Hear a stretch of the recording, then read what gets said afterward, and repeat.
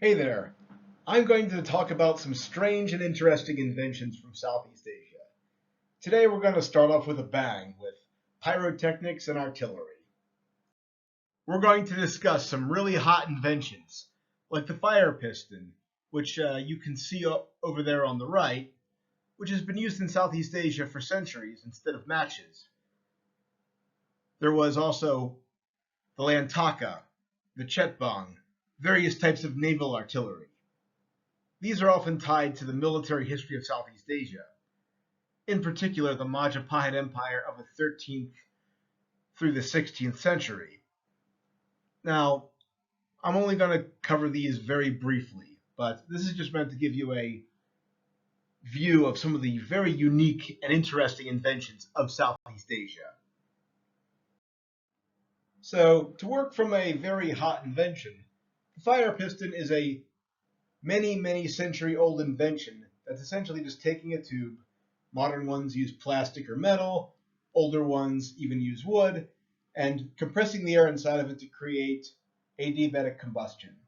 Oftentimes, you would include dry leaves or paper or similar materials to ensure you have a fire source. This has been used across Southeast Asia for centuries, and Europeans relatively only recently rediscovered it a couple centuries ago. And some think that this might have helped inspire the diesel engine.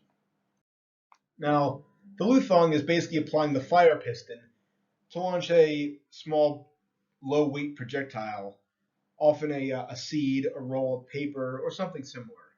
The laws of thermodynamics prevent this from being anywhere near lethal or harmful. It's a common type of toy, gun, or noisemaker, often found in the Philippines. Other examples have been found all across Southeast Asia, Indonesia, Malaysia, and so on. Now, the chetbong or setbong is an early breech loader, meaning that instead of ramming the projectile and gunpowder down the front, you insert it up the rear. Originally developed by the Majapahit Empire, these even impressed early Portuguese conquerors and explorers. Similar to the lantaka, it's made out of bronze, brass, and copper, and they were also very ornately forged and carved. So I hope you appreciated this brief summary of Southeast Asian pyrotechnics and artillery. Now, the lantaka, or rentaka, depending on your source, is an early type of muzzle-loading cannon. It's been commonly used all across Southeast Asia. In an era before radio, this was one of the few means of communicating over long distances. So, warning about raids, celebrating births and weddings, signaling and communication for empires and nations. Many ships would have these on board because otherwise they would be considered easy prey for pirates. They would often be made of bronze, brass, and copper because they corroded a lot less in the warm, humid atmosphere of Southeast Asia. And they're often ornately decorated, as you can see from these. You can find examples of these in museums all across Southeast Asia, in Indonesia, Brunei, Malaysia, and so on.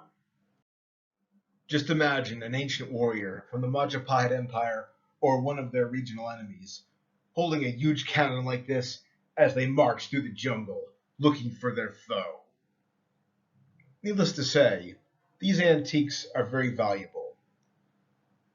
It's even been proposed as a UNESCO heritage item for the Philippines to preserve the forging of these old cannons and their decoration techniques. The term lantaka is also used for modern-day noisemakers, like tubes full of calcium carbide and water and such. But if this is interesting to you, let me know. This is brought to you by Ombak magazine. Check us out, and if you want to support us, we'll give you the link in the description below. Thank you for your time.